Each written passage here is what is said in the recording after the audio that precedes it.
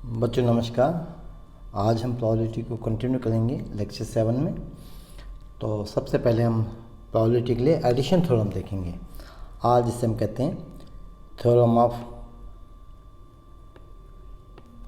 Total probability, प्रायिकता का पूर्ण प्रायिकता का प्रमेय।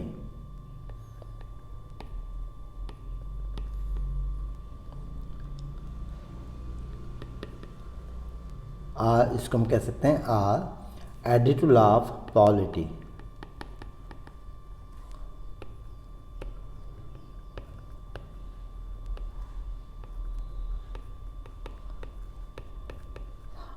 जिसे आपने एडिशन थ्योरम भी कहा है पहले, एडिशन थ्योरम ऑफ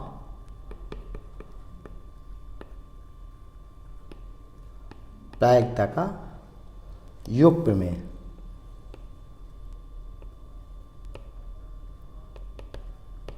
तीनों का अर्थ एक ही है, फिर से देख लीजिए। इसे हम कह सकते हैं पूर्ण प्रायिकता का प्रमेय या एडिटिव लॉ ऑफ प्रोबेबिलिटी, या कह सकते हैं एडिशन थ्योरम ऑफ प्रोबेबिलिटी। तीनों नाम एक ही है। तो प्रायिकता का योग प्रमेय, हम सबसे पहले स्टेटमेंट लिखें इसका, थ्योरम का प्रमेय का statement. If E1 and E2 are two events, if E1 and E2,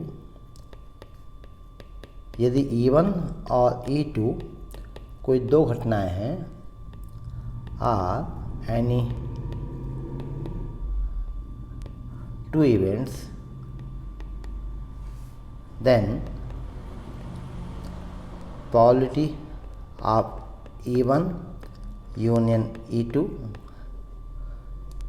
equal probability of E1 plus probability of E2 minus probability of E1 intersection E2। इस थ्योरम को समझने के पहले आप यूनियन और इंटरसेक्शन समझ लीजिए। यूनियन और इंटरसेक्शन आपने स्टेट थ्योरी में पढ़ा है।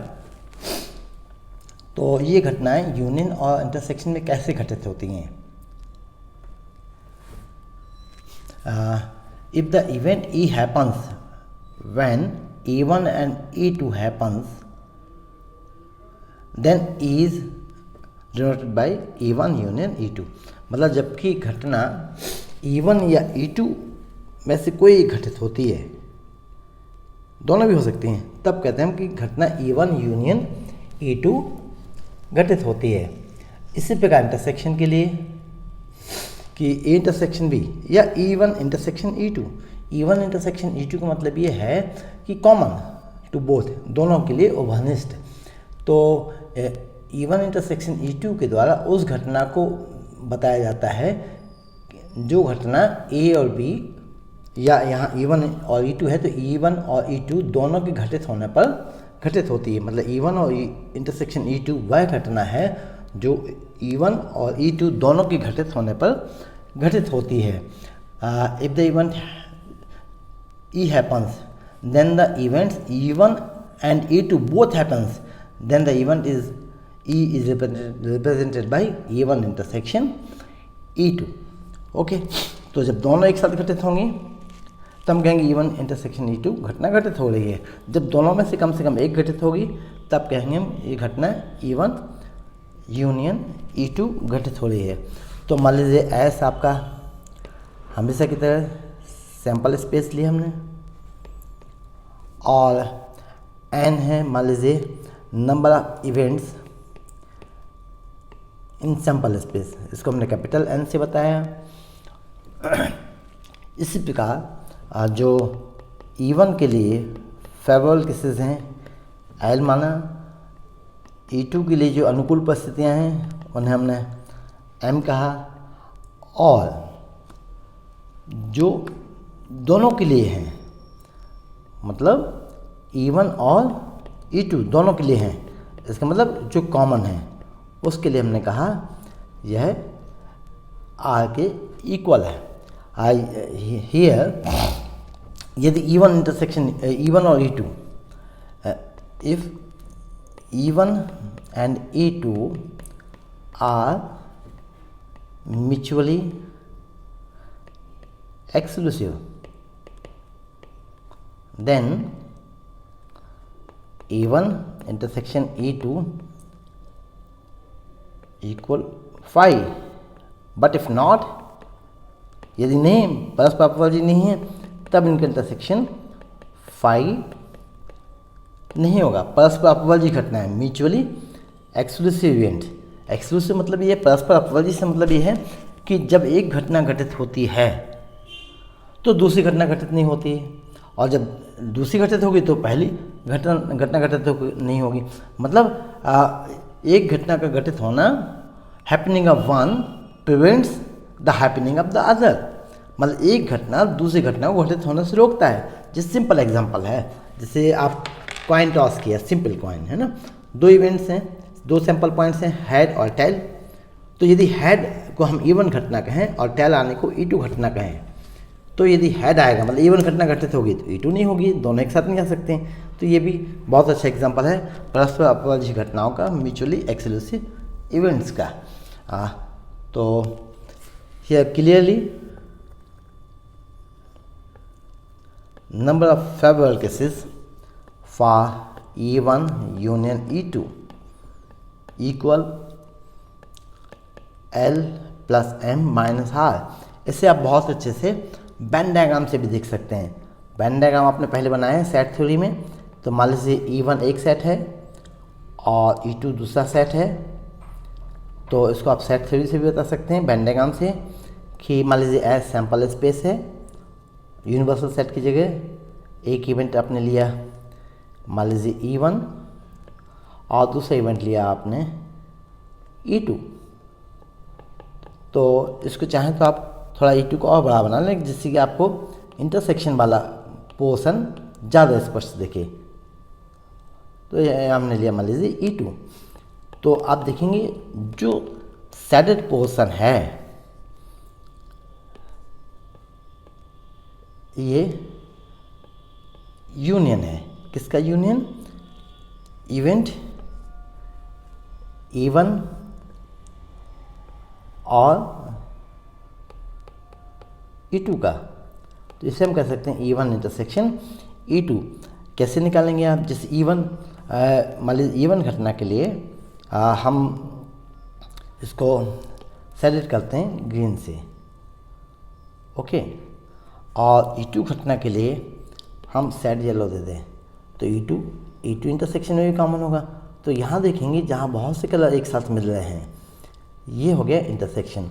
तो जब हम E1 के नंबर ऑफ इवेंट्स लेंगे और E2 के लेंगे तो इंटरसेक्शन वाला पोर्शन दो बार शामिल होगा, इसलिए हम एक बार इसको माइनस कर देते हैं। तो यहाँ आपने देखा कि हमने इसको एक बार माइनस कर दिया, क्योंकि number of events, number of cases favourable to E1 intersection E2 क्या है? R है, इसलिए L number of case for E1 है, M number of favourable cases अनुकूल परिस्थितियाँ E2 घटना के लिए M है, और इंटरसेक्शन के लिए R है। अब इतना सब लिखने के बाद आपका क्वेश्चन हो जाता है आसान। कैसे? कि प्रोबेबिलिटी आप जानते हैं कि माने कि E1 और E2 की प्रायिकता को हम E1 यूनियन E2 से बता रहे हैं। तो E1 union E2 equal number of favourable cases E1 तथा U2 के लिए अनुकूल परिस्थितियाँ, शुरू में हमने डिफाइन किया था इसको लेक्चर 6 में, by total cases in the sample space S. So this is L plus M minus R by capital N। Individual को डिवाइड कर दीजिए, so this is M by N minus R by N। L जो है number of favourable cases to E1 है, E1 के लिए अनुकूल परिस्थितियों की संख्या है। इसी प्रकार M जो है घटना E2 के लिए अनुकूल परिस्थितियों की संख्या है, और R इंटरसेक्शन के लिए है। सो this is E1 intersection E2 divided by N। इस पोर्शन के लिए हम अलग कर देते हैं। So this is probability for E1 plus probability of E2 minus probability of E1 intersection E2। बहुत सिंपल थ्योरम है, ये एडिशन थ्योरम है जो आप स्कूल लेवल में पढ़ चुके हैं। इसी को हम जनरलाइज कर सकते हैं। इसका जनरलाइजेशन 3 के लिए आप देखेंगे कि जैसे हम मान लीजिए E1 E2 E3 3 इवेंट्स ले लें, या हम इसका जनरलाइजेशन n इवेंट्स ले लें। Note 1, if E1 and E2 are mutually exclusive, परस्पर फर्जी हैं, then P E1 intersection E2 nothing is common to both, इनमें कुछ ओवरलैप नहीं होगा, इसलिए इसकी प्रोबेबिलिटी होगी 0। Therefore probability of E1 union E2 equal probability of E1 plus probability of E2। इसी को जनरलाइज करें, यदि n एक्सक्लूसिव इवेंट्स हैं तो इनकी प्रायिकता इन सभी के प्रायिकताओं का योग हो जाएगी। So note 2, if E1 E2 and E3 are 3 events,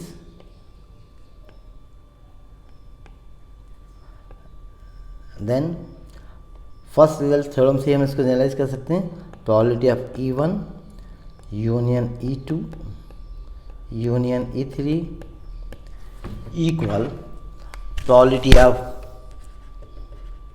E1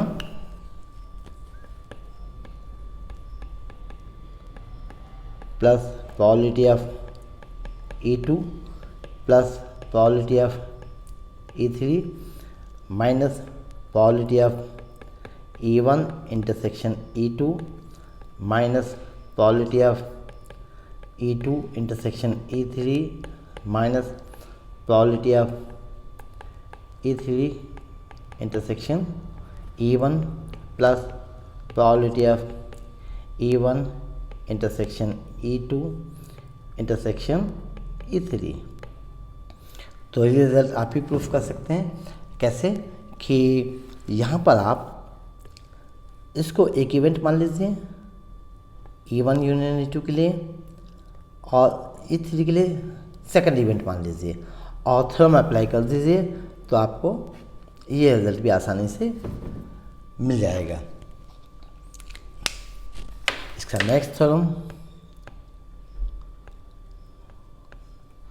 यहाँ पर हम इस थ्योरम को n इवेंट्स के लिए देखेंगे कि यदि n इवेंट्स म्यूचुअली एक्सक्लूसिव हैं, theorem of total probability, this is theorem, बड़ा इंपॉर्टेंट थ्योरम है ये भी, थ्योरम ऑफ टोटल प्रोबेबिलिटी।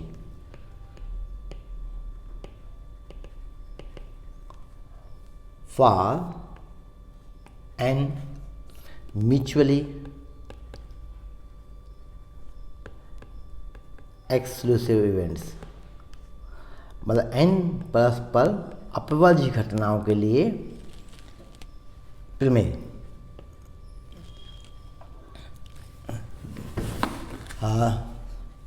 इसका स्टेटमेंट है थ्योरम का कि यदि P1 P2 Pn क्रमशः n घटनाओं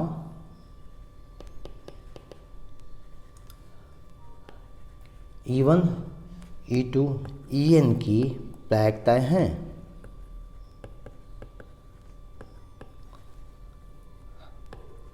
n परस्पर अपवाजी घटनाओं की प्रायिकताएं हैं।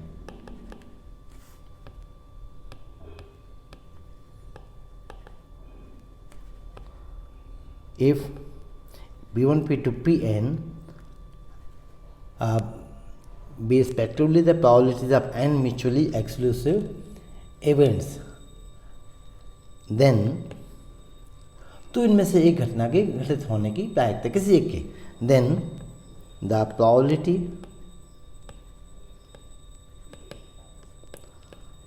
of the probability that any one of these events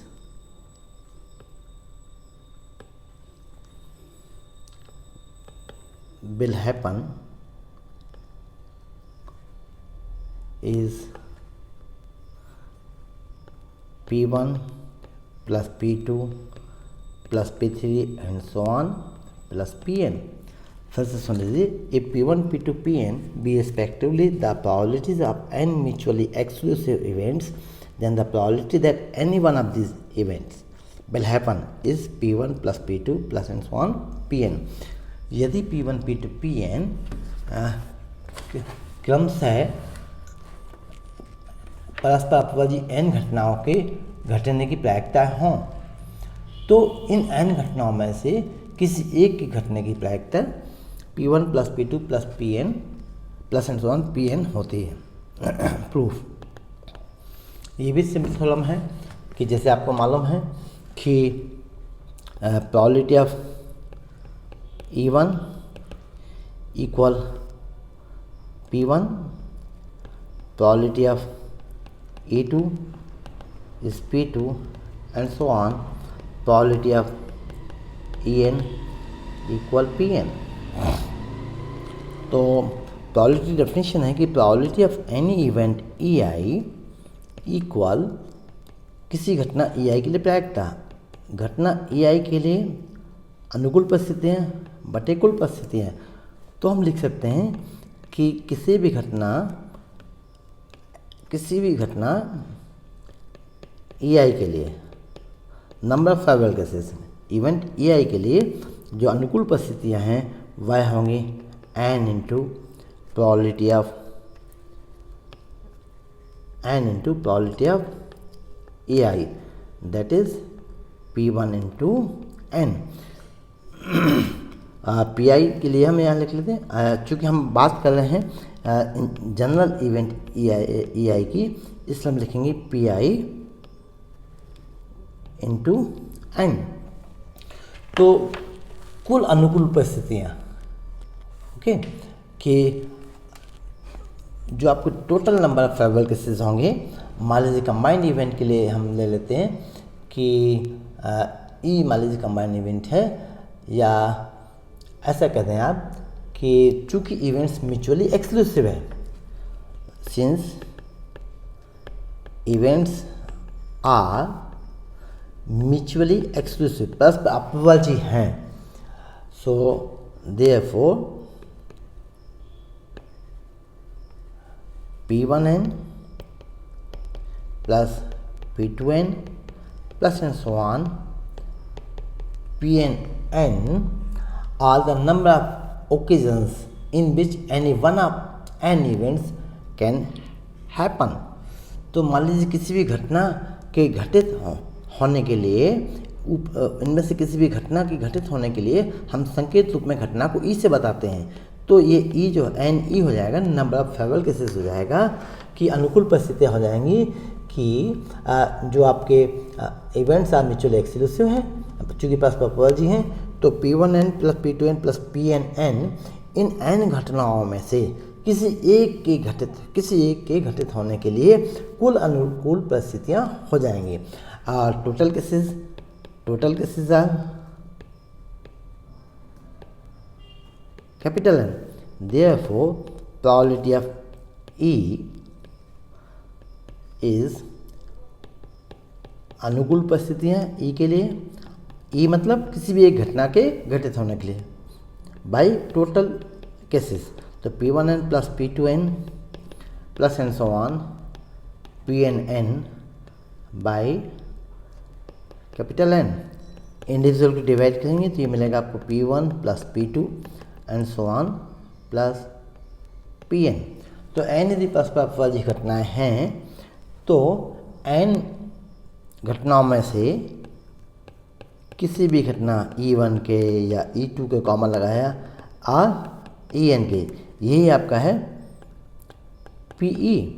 तो इन घटनाओं के में से किसी भी एक घटना के घटित होने की प्रायिकता होगी probability of E1 plus probability of E2 plus and so on probability of En। तो इसमें कुछ हम प्रॉब्लम्स भी देखेंगे दोनों थ्योरम्स के ऊपर कि मतलब से एग्जांपल हमने लिया कि 2 डाइस आर थ्रोन, 2 पासे को हम फेंकते हैं, 2 डाइस आर थ्रोन। पासा मतलब समझते हैं कि जिसमें 6 फेसेस होते हैं, 6 फेसेस में से जो उन पर अंकित होता है 1 2 3 4 5 6 होता है। तो 2 dice are thrown, find the probability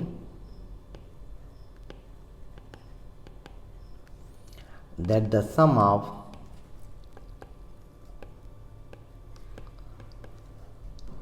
faces, जो अपर फेस आता है ढाई का, इज 7 और 8। जो हमने डाई थ्रो किया है तो उसके चूँकि 6 फेसेस होते हैं, तो पहले भी हमने इसके लिए सैम्पल स्पेस बनाया था कि sample space is as our sample space is as, okay, our sample space is as, then number of sample points will be 6 into 6 equal 36। हमने लेक्चर 6 में इनको निकाल के भी दिखाया था। और let E1 be the event that the sum of faces is 7। E1 event that the sum of faces, मतलब जो हम डाई थ्रो कर रहे हैं उसके ऊपरी फेस पर यदि योग जो है 7 आता है तो हमने उसे कह दिया हमारी घटना ये E1 है। तो और E2 जो है event that the sum of faces is 8। चूँकि 2 घटनाएं हैं, या तो योग 7 आएगा या 8 आएगा। क्यों? क्योंकि एक साथ जो अपर फेस का सम है वो 7 नहीं हो सकता, 8 नहीं हो सकता। जिससे ये भी क्लियर हुआ कि ये दोनों इवेंट्स जो हैं म्यूचुअली एक्सक्लूसिव हैं। तो आप E1 के लिए जो घटना है उसमें सैम्पल पॉइंट्स क्या होंगे? फर्स्ट डाई पे 1 मिले, सेकंड पे 6 मिले, या फर्स्ट पर 2, सेकंड पर 5, 2 + 5 7 हुआ। इसी प्रकार 3 4 4 3 5 2 एंड 6 1। तो टोटल सैम्पल पॉइंट्स आपके यहाँ हुए 6। So number of sample points for E1 not for S, number of sample points are number of favourable cases. E1 के लिए अनुकूल परिस्थिति, अनुकूल मतलब योग 7 प्राप्त करना है, तो ये हुआ आपका 6। सिमिलरली E2 इज सम जब 8 हो तो ये हुआ 2 6 2 + 6 8 3 5 4 4 5 3। आप देखेंगे सभी का सम जो है इसमें 8 के इक्वल है। सो number of favourable cases E2 के लिए अनुकूल परिस्थितियाँ यहाँ कितने हो गए? टोटल 5। तो चूँकि दोनों इवेंट म्यूचुअली एक्सक्लूसिव हैं, since E1 and E2 are mutually exclusive, प्लस अपवर्जी हैं, therefore probability of E1 union E2 is given by probability of E1 plus probability of E2। तो E1 के लिए favourable cases N1 by total cases plus event E2 के लिए favourable cases अनुकूल परिस्थितियाँ प्रतिकूल परिस्थितियाँ। ये आपने देखा है कि E1 के लिए 6 है, टोटल केसेस 36 हैं, और E2 के लिए 5 है, टोटल केसेस 36 हैं। सो रिजल्ट इज 11/36 है। तो इसी को हम जनरलाइज कर सकते हैं कि सम जब 8 हो, 8 के बाद 9 हो, 10 हो, 11 हो, मैक्सिमम कितना हो सकता है 12 हो सकता है, या सम 4 हो, 2 हो, 3 हो, 4 हो, 5 हो, 6 हो, ये सभी क्या होंगे म्यूचुअली एक्सक्लूसिव इवेंट्स होंगे। तो सभी के लिए अलग अलग भी हम निकाल सकते हैं और इसकी प्रोबेबिलिटी भी निकाल सकते हैं। इसका एक एग्जांपल लेते हैं हम कि discuss and criticize the probability. Discuss and criticize the probability. Probability of E1 is 1/6. Probability of E2 is 1/4, and probability of E3 is 2/3. For the probability of 3 mutually exclusive events, E1, E2, E3, it is given that E1, E2 and E3 are mutually exclusive। तो mutually exclusive हैं, तो इसका solution आप देखेंगे कि इनमें से कोई भी एक घटना के घटने की प्रायिकता E1 के, E2 के या E3 के, इनकी अलग अलग प्रायिकताओं के योग के बराबर होगी।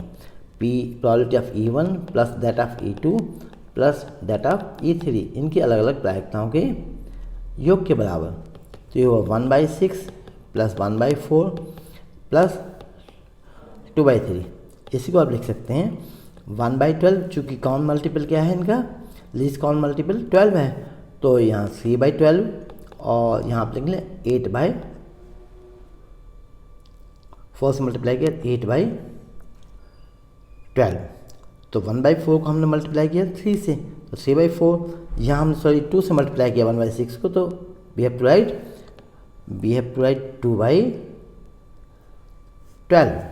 ओके, तो ये जो आपको टोटल मिला, it is 13/12। This is greater than 1। So total probability can not greater than 1, चूँकि कुल प्रायिकता 1 से अधिक नहीं हो सकती। देयरफॉर जो प्रोबेबिलिटीज़ आपको दी हैं वो गलत हैं। Probabilities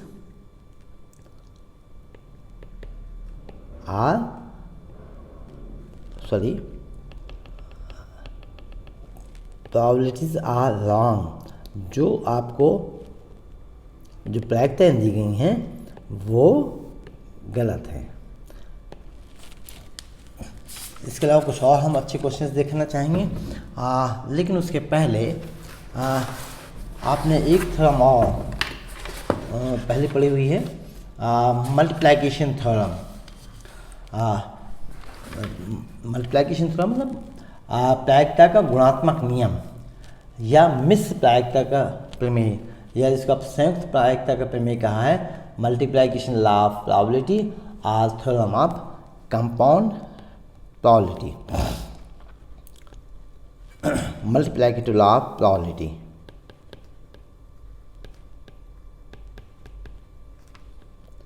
multiplicative law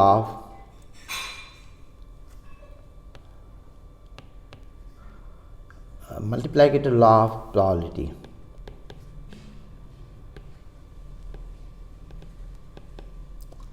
multiplication theorem और theorem of compound probability. Theorem of compound probability.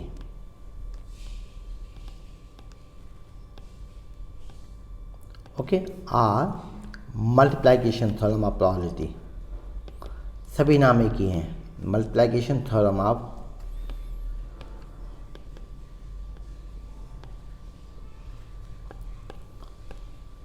Probability, जिसको आप कहते थे प्रायिकता का गुणन प्रमेय। तो इसका स्टेटमेंट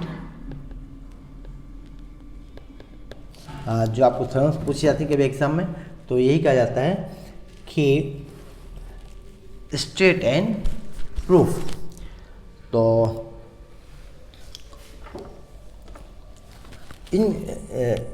इस थ्योरम को समझने के पहले आपको ज़रूरत होगी कंडीशनल प्रोबेबिलिटी की भी। और कंडीशनल प्रोबेबिलिटी आपने स्कूल लेवल में पढ़ी है कि when the happening of an event E1 depends upon the happening of another event E2। जब किसी एक घटना का घटित होना किसी दूसरे घटना के घटित हो जाने पर निर्भर करता है, then the probability of E1 is called conditional probability. फिर से सुन लीजिए कि जब किसी एक घटना E1 का घटित होना किसी दूसरी घटना E2 के घटित होने पर निर्भर करता है, तो ऐसी प्रायिकता को हम E1 की कंडीशनल प्रोबेबिलिटी कहते हैं और उसे हम डिनोट करते हैं P E1 oblique E2। Okay, प्रतिबंधमयी प्रायिकता कहते हैं इसको, कंडीशनल प्रोबेबिलिटी कहते हैं इसको, E1 oblique probability of E1 oblique E2 से दर्शाते हैं। तो अभी हम इसका स्टेटमेंट देखते हैं कि यदि E1 और E2 दो घटनाएं हैं, if E1 and E2 are two events, then the probability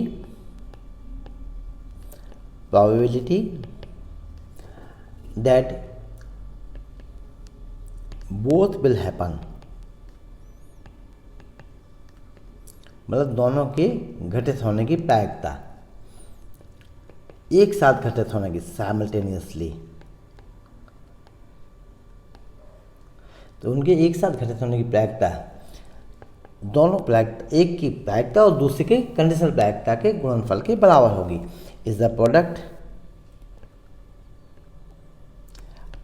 product of probability of E1 and the conditional probability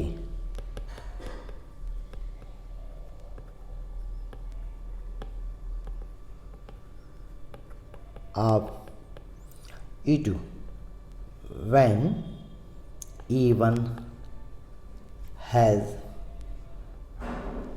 already occurs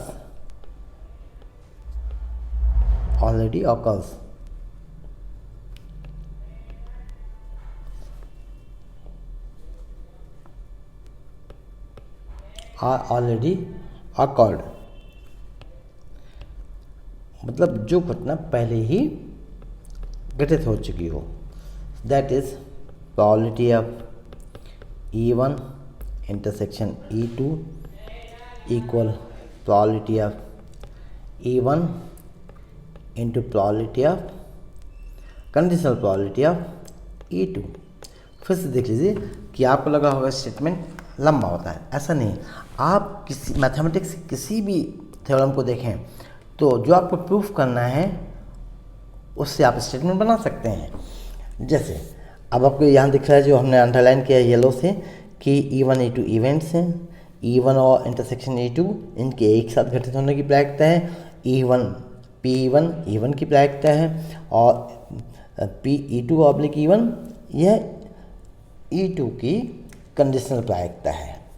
तो आप देखिए स्टेटमेंट इनसे बना लीजिए कि if E1 and E2 are any two events, यदि E1 और E2 कोई दो घटनाएं हैं तो उन दोनों के एक साथ इंटरसेक्शन है, तो उन दोनों के एक साथ घटित होने की प्रायिकता E1 की प्रायिकता तथा E2 की प्रतिबंधमयी प्रायिकता के गुणनफल के बराबर होगी।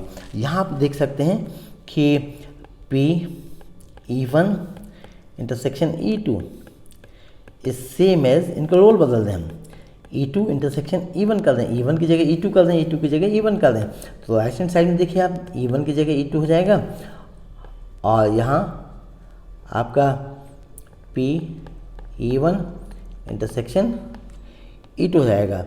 तो ये जो है, यदि हम इनका रोल आपस में बदल देंगे तब भी ये बराबर होगा। ओके सॉरी, यहाँ हमने ऑब्लिक लिख दिया, ये क्या होगा आपका, सॉरी इंटरसेक्शन लिख दिया, ये आपका ऑब्लिक होगा। ओके, तो इसका प्रूफ देखते हैं। मेरे ख्याल से स्टेटमेंट आपको समझ में आ गया होगा। प्रूफ, सैंपल स्पेस को हमेशा की तरह हमने कहा, मान लीजिए एस है, S is our sample space. Even जो इवेंट है वो फाई के इक्वल नहीं है। Even is not equals to 5, क्योंकि यदि इवन 5 हो गया तो घटना इवन घटेगी नहीं, इम्पॉसिबल इवेंट हो गया। इवन जो है ये सबसेट है, कोई भी घटना है सैंपल स्पेस का सबसेट होता है। तो therefore all events of S can not occur and only those events of S which belongs to even can occur. तो मतलब किसी भी घटना इवन के लिए घटने के लिए क्या होगा कि जब इवन घटना घटित होगी तो एस की सभी घटनाएं नहीं घटित होंगी, केवल वही अवयव एस के सैंपल पॉइंट्स वो घटित होंगे जिनमें कि इवन है। इसी प्रकार इवन के लिए जो इवन है आपका रिड्यूस्ड है, मतलब छोटी एक सैंपल स्पेस हो जाएगा। किसके लिए हो जाएगा? घटना E2 के लिए, क्योंकि जब घटना E2 इवन घटित हो चुकी है, जब घटना इवन घटित हो चुकी है, तब घटना जब इवन घटित हो चुकी है और उसके बाद E2 के घटने की हमें प्रायिकता निकालनी है, तो इसके लिए जो सैंपल स्पेस हो जाएगी, किसके लिए? E2 के लिए, वो इवन में से ही होगी। तो हम लिख सकते हैं कि इसके लिए जो सैंपल स्पेस होगी ये होगी number of favourable cases E1 into n से दिखा सकते हैं कि फिर से समझ लीजिए कि जो E1 इंटरसेक्शन E2 में कॉमन होंगे और घटना E1 घटित हो गई होगी, तो घटना जब E2 घटेगी तो वो E1 इंटरसेक्शन E2 में जो कॉमन एलिमेंट्स हैं उन्हीं में से घटेगी ना। तो इसलिए जो कंडीशनल प्रोबेबिलिटी है for E2 is number of favourable cases for E1 intersection E2 by number of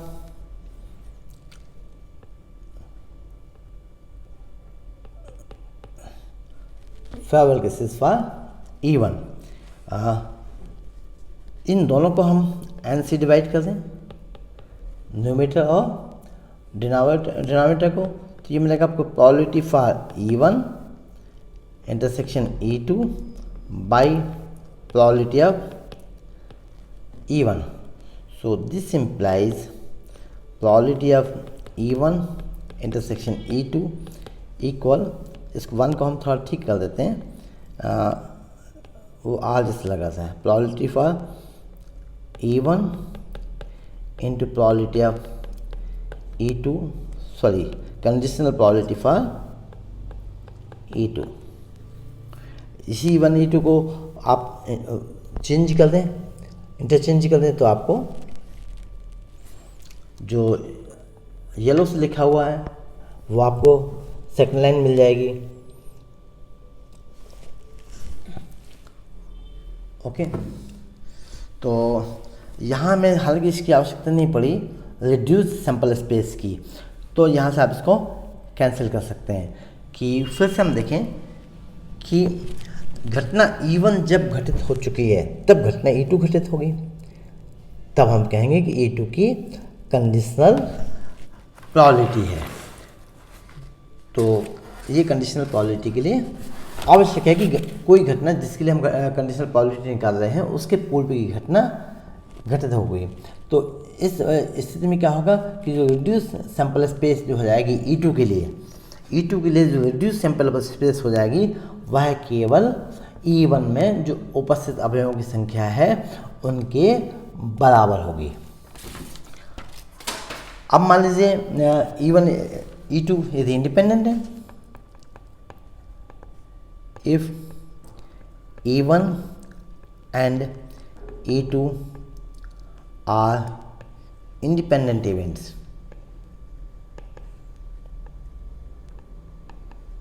independent event से मतलब क्या हुआ कि जब कोई एक घटना घटित होती है तो उस घटना के घटित होने या ना होने का प्रभाव किसी दूसरी घटना पर ना पड़े, ऐसी घटना को हम स्वतंत्र घटनाएं कहते हैं, इंडिपेंडेंट इवेंट्स। मेरे ख्याल से क्लियर हो गया होगा कि इफ़ E1 एंड E2, ऐसा देख सकते हैं, if E1 and E2 be any two events of a sample space, if the occurrence of E1 does not depend on the occurrence of E2 and the occurrence of E2 does not depend on occurrence of E1, यदि E1 और E2 दो घटनाएं हैं तो E1 का घटित होना यदि E2 पर निर्भर नहीं करता है और E2 का घटित होना E1 पर निर्भर नहीं करता है, तब हम कहते हैं कि इवेंट्स ये स्वतंत्र हैं। तो यदि E1 और E2 स्वतंत्र हैं, then conditional probability of E2 is same as E2. Therefore, P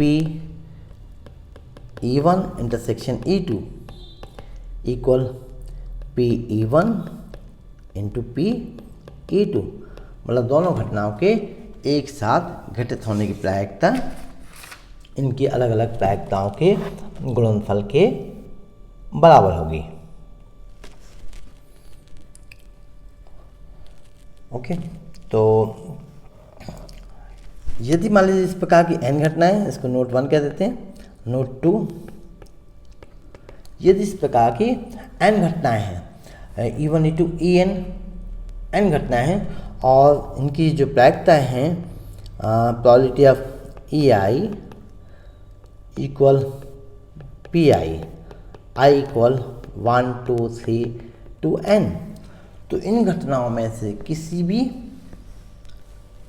मतलब इन घटनाओं के सभी के एक साथ घटने की प्रायिकता, probability of E1 intersection E2 intersection and so on intersection En, इनके अलग अलग प्रायिकताओं के गुणनफल के बराबर होगी।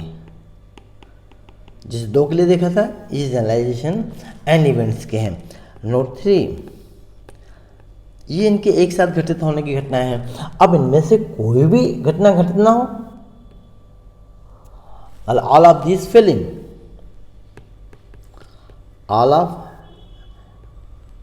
above these मतलब इसको हम कहेंगे नोट 2 में जो हमने बात की है, ओके, जो नोट 2 में आपने बात की है कि n घटनाएं हैं, उनकी अलग अलग प्रायिकता मालूम है, n सभी स्वतंत्र घटनाएं हैं, है ना, ये सभी इंडिपेंडेंट हैं, ओके, तब इनकी अलग अलग प्रायिकताओं का गुणनफल, इनकी मतलब इनके एक साथ घटने की प्रायिकता इनके अलग अलग प्रायिकताओं के गुणनफल के बराबर है। अब इनमें से एक भी घटना ना घटे, है ना, ऑल ऑफ दीज फेलिंग, मतलब एक भी घटना ना घटे, क्या होगी, पहली घटना घटित नहीं हो रही 1 - P1, दूसरी नहीं हो रही है 1 - P2 and so on, n भी घटना भी घटित नहीं हो रही है, तो ये हो गया 1 - n, मतलब इन n घटनाओं में से एक भी घटना घटित नहीं हो रही। नोटेशन फॉर्म में हम इसको ऐसे लिख सकते हैं कि प्रोबेबिलिटी E1 का घटित नहीं होना, intersection E2 bar intersection and so on intersection En बार, इसको आप इस फॉर्म में भी लिख सकते हैं। ये जो इक्वल है 1 - P1 into 1 - P2 into 1 - Pn। अब इनमें से एक भी घटित नहीं होने की प्रायिकता हमने नोट नंबर 3 में देखी है, तो hence the probability that at least one of these must happen,